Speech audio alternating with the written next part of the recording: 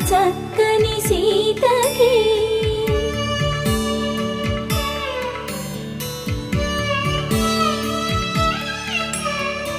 ఎర్ర జాబిలి చేయి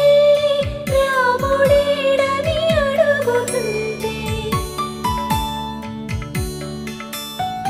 చూడలేదని పెదవి చెప్పే చెప్పలేమని కనులు చెప్పే నల్ల పూసై